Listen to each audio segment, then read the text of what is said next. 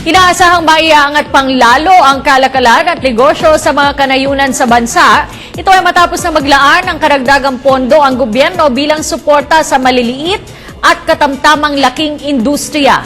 May ulat si George Bandola. Naglaan ang Department of Trade and Industry ng panibagong 13 milyong piso para ipagpatuloy ang programa nitong pagpapaangat ng antas ng pagnenegosyo sa mga kanayunan. Sa pamagitan ng makabagong pamaraan, katulungan German government, pinapalakas nito ang kakayahan ng mga maliliit na negosyante sa mga probinsya ng Luzon at Mindanao. Mga negosyo sa ilalim ng micro, small and medium enterprises.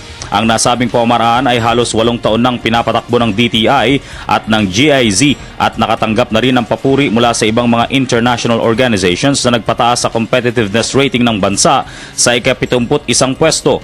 Tinawag itong Local and Regional Economic Development o LRED. Pinapag-isa nito ang mga natatanging hakbang na naiisip ng mga pribado at publikong ahensya para sa pagpapalakas ng pagnenegosyo at mga polisiya na tutulong din umunlad ng mga ito.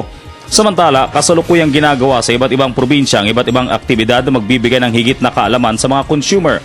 Kaya inatasan ng DTI ang lahat ng mga provincial offices nito na magkaroon ng mga aktibidad para maipailam sa mga mamimili ang kanilang karapatan, kakayahan at responsibilidad sa ilalim ng Consumer Protection Act. Hinihimok din nilang maihatid ng mga consumer ang kanilang mga rekomendasyon bilang matalinong mamimili.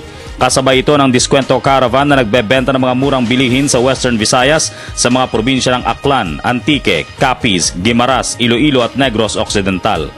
Para sa Telebisyon ng Bayan, George Bandola.